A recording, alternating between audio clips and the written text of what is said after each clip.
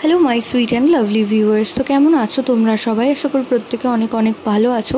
তো আজকে যে বিষয়ে কথা বলবো সেটা হচ্ছে গর্ভাবস্থায় গর্ভবতী মায়ের কোন দিকে ফিরে শোয়া উচিত এবং কোন দিকে কাত হয়ে শুলে গর্ভের সন্তানটি নিরাপদে থাকে। তো সেই বিষয়ে আজকের আলোচনা।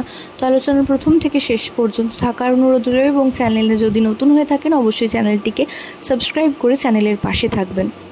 তো গর্ভাবস্থায় যেহেতু প্রত্যেকটা মায়ের নানান ধরনের হরমোনাল চেঞ্জেস হতে থাকে, তো সেই ক্ষেত্রে কিন্তু একটা মা সারাদিনে প্রায় ম্যাক্সিমাম সময়ই অলস হয়ে পড়েন এবং তার সারাদিনই প্রায় ঘুম ঘুম ভাব লাগে।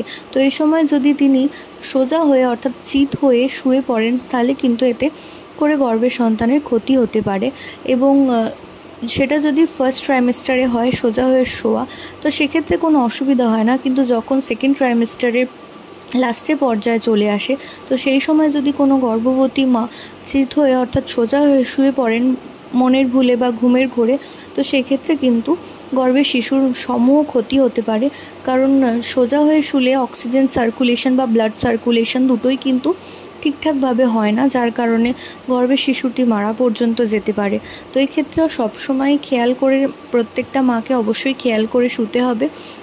তিনি যদি খেয়াল নাও করতে পারেন তার আশেপাশের মানুষদের বলে সাবধান করে দিতে হবে তাকে যেন বাম কাত দিকে বা বাম দিকে ফিরিয়ে শুইয়ে দেওয়া হয়। কারণ বাম দিকে শুলে একটা নারীর গর্ভবতী মায়ের শরীর থেকে কিন্তু তার বেবির শরীরে কিন্তু ব্লাড সার্কুলেশন এবং অক্সিজেন সার্কুলেশন দুটোই ভীষণ ভালোভাবে হয়।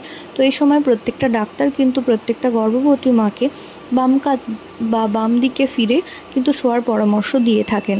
তো আশা করছি ভিডিওটা আপনাদের কাজে আসবে। প্রত্যেকে ভালো থাকুন, সুস্থ থাকুন এই কামনা করে ভিডিও এখানেই শেষ করলাম। নমস্কার।